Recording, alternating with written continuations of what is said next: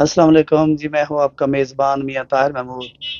आज हम बात करेंगे जैसे मुल्क भर के देश शहरों तो कड़ा भी जो अशिया खुर्दनोश महंगी होती चली जा रही हैं। तमाम चीज़ें महंगी हैं, लेकिन इसके साथ साथ इंसानी जानों के बचाने के लिए जो अद्वियात है उस पर भी 18% टैक्स लगा दिया गया है। तो जो टैक्स इस कदर ज़्यादा लग चुका है कि शहरी बहुत परेशान है। तमाम तरफ जो अद्वियात है वो महंगी कर दी गई। अगर हार्ट की मेडिसिन की बात की जाए वो महंगी हो गई। अगर गुर्दों की मेडिसिन की बात की जाए, तमाम एंटीबायोटिक जो अद्वियात हैं वो बहुत महंगी कर दी है। शहरी से जब हमारी बात हुई तो उनका यही कहना है कि जो चीज़ें हमने जो मेडिसिन आज से हमने एक हफ्ता पहले खरीदी थी, अगर हमने 700 की या 800 खरीदी वो हमें आज 1100-1200 रुपये मिल रही हैं। तो हुकूमत को चाहिए इस पे होश के नाख ले और कीमतें कम करे। मेरे साथ शहरी मौजूद है जो मेडिसिन खरीदने के लिए आए हैं, इससे भी बात करते हैं। जी भी आप क्या कहना चाहेंगे? जी, मैं आज मेडिसिन लेने आया हूँ।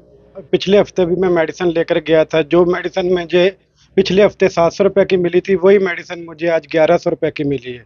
तो मेरी हुकूमत वक़्त से अपील है कि खुदारा इस मेडिसिन की कीमतों में कमी की जाए। हम अपने घर की रोटी पूरी करें या ये अद्वियात खरीदें। तो यही हमारी अपील है कि अद्वियात की कीमतों में कमी की जाए। जी। बहुत शुक्रिया। जैसे कि आपने शहरी की बात सुनी, इनका यही हुकूमती मुतालबा है कि जो टैक्स लगाया गया है, बिला जवाज़ टैक्स अद्वियात पर लगा दिया गया है, उसको फिर फ़ौर वापस लिया जाए। तमाम जो लोग हैं, जो बीमार हैं, वो जो गरीब हैं, जिनकी आमदन नहीं है, वो घर का इलाज करवाएँ या अपना घर का चूल्हा जलाएँ या मेडिसिन खरीदें।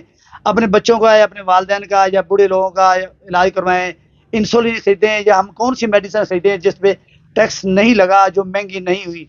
तो खुदारा इस टैक्स वापस लिया जाए ताकि जो अद्वियात की कीमतें वो कम हो सकें।